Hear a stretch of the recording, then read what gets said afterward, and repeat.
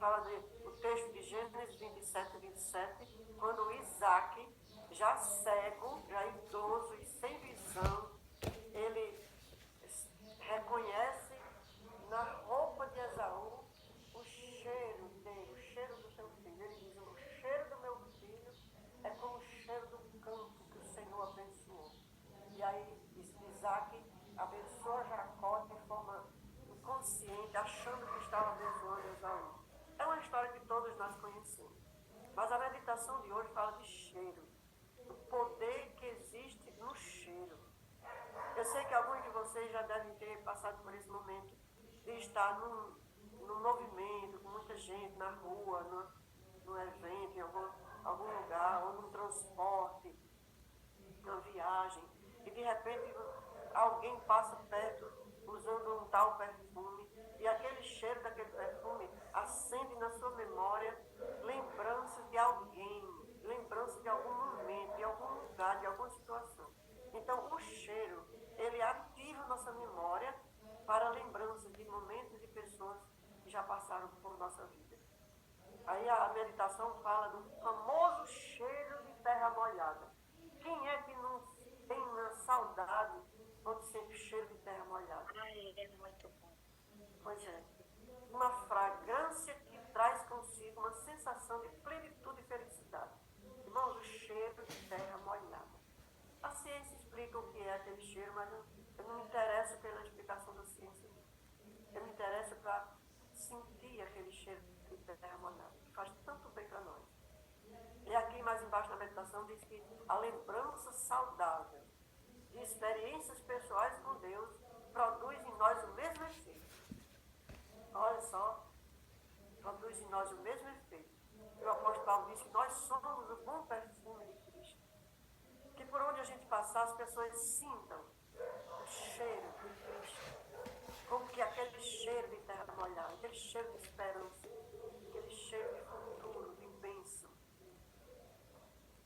E aqui embaixo diz: nós não fomos feitos para viver em concreto e asfalto. Não é da nossa natureza. Nós somos da terra, nós somos pessoas sujeitas às inclemências da natureza, mas que sabemos que Deus pode dominar todas elas em nosso favor. Somos seres que apreciam as belezas naturais. Quem é que não gosta de um sítio, de uma cachoeira, de um rio, de uma floresta, de um campo? Irmãos. E o cheiro do riacho. Tudo próprio, tudo faz bem. Então a meditação de hoje está trazendo à nossa memória essa importância do cheiro. O cheiro de coisa boa. No final de semana dá aquela vontade de a gente ir para um lugar que tenha árvore.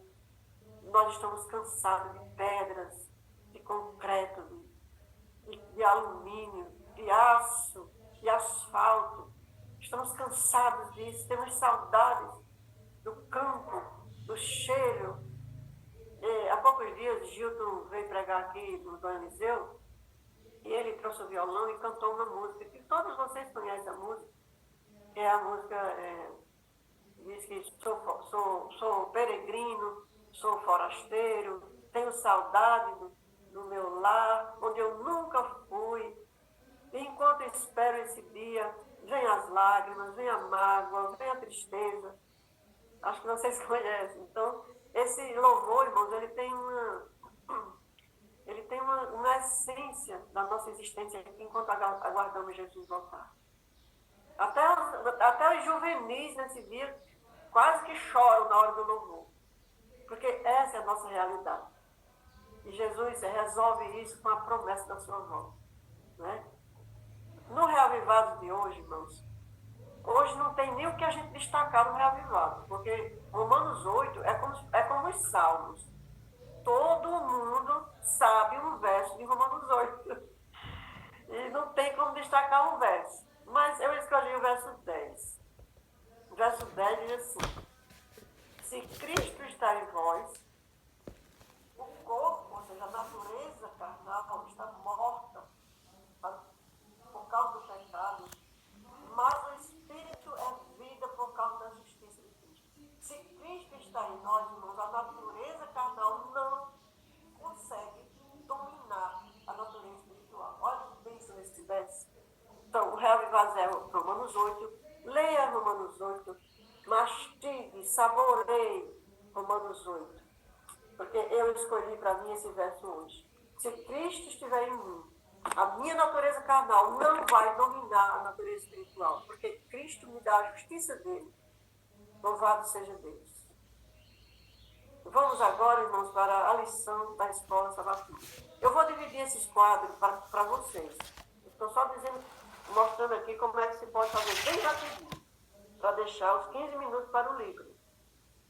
Mas eu gostaria de que os irmãos compartilhassem, um fazendo o momento da meditação, outro destacando o verso do Reavivados, e assim todo mundo participando. Como todo mundo já participa do estudo do livro. Beleza?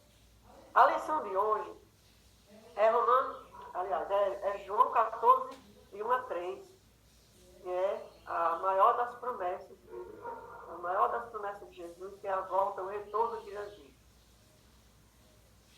João 14, de 1 a 3. Vamos dizer esse texto.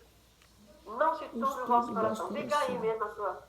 Diga para você aí. Crer em Todos juntos. Deus, crer Não se também turbe em o mim. vosso coração. Crede em Deus, crede também. Também na casa do meu pai há muitas moradas. Se não fosse assim, eu não teria dito, pois vou preparar um lugar. E quando eu for e os preparar lugar, virei outra vez e os receberei para mim mesmo, para que onde estou estejais vós também.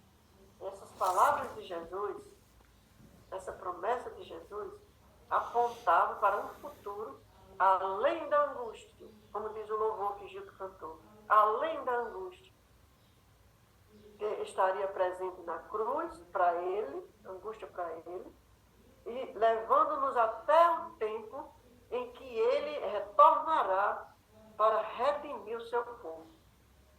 Então essa promessa é uma promessa que envolve todos. Ele vislumbrava o momento em que toda a tragédia ocasionada pelo pecado terminará para sempre. E sabe, esse texto, a lição leva para Daniel, capítulo 7, versículo 27. Quando Jesus disse assim, eu vou voltar, meus filhos, creiam, eu vou voltar para buscar vocês, para levar vocês para casa.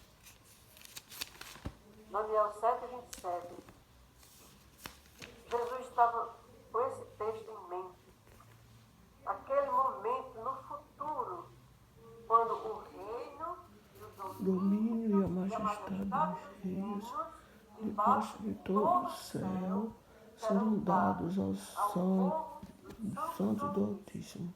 O seu reino será um reino eterno, e todos os domínios o serão e lhe obedecerão.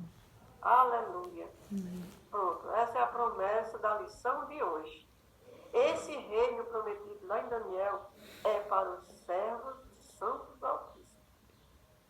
E esse reino será estabelecido quando Jesus aparecer nas nuvens para buscar o seu povo. Os que estiverem acordados e os que estiverem dormindo no pó da terra. Esse é o remédio, essa é a esperança, esse é o consolo, essa é a força. E aqui no final pergunta, por que a cruz ensina sobre a certeza da volta de Cristo? Do que adiantaria Jesus ter morrido na cruz, ressuscitado, voltado para o céu e pronto? Infelizmente, muitas igrejas evangélicas acreditam que os escolhidos, como eles dizem, os escolhidos quando morrem vão para o céu. Então, o evangélico que anula a volta de Jesus, ele está completamente enganado, porque se os salvos, os escolhidos que morrem, vão para o céu, aqui tem dois problemas graves. Primeiro, essa é a teologia de Satanás. E segundo, o que Jesus vem buscar? Então Jesus se enganou. Se o salvo, quando morre, for para o céu, então Jesus se equivocou com essa promessa. Porque ele vem buscar os salvos. Se os salvos já estão lá, então aqui na pergunta do final diz assim, sem a segunda vinda de Cristo, qual seria a relevância da morte dele na cruz? Nós somos adventistas do sétimo dia. Nós cremos na volta de Jesus. E tudo que nós fazemos e vivemos é por causa dessa certeza. Diga amém, irmão. Amém. Oremos. Querido Deus, agora nós vamos para a leitura do livro Serviço Cristão, que é a sobremesa dessa refeição, Senhor. Porque o alimento que nós comemos ontem só serviu para ontem. Hoje nós precisamos nos alimentar de novo. E nós te agradecemos por essa mesa posta para todos nós. Abençoe Jaqueline, que ela vai fazer a leitura do livro. E abençoe também a cada um de nós. Que o alimento espiritual, Senhor, nos faça gigantes na fé. Para corrermos para o campo, para mantermos a nossa fé ativa, como nos primeiros momentos da nossa fé. Em nome de Jesus, amém. Amém.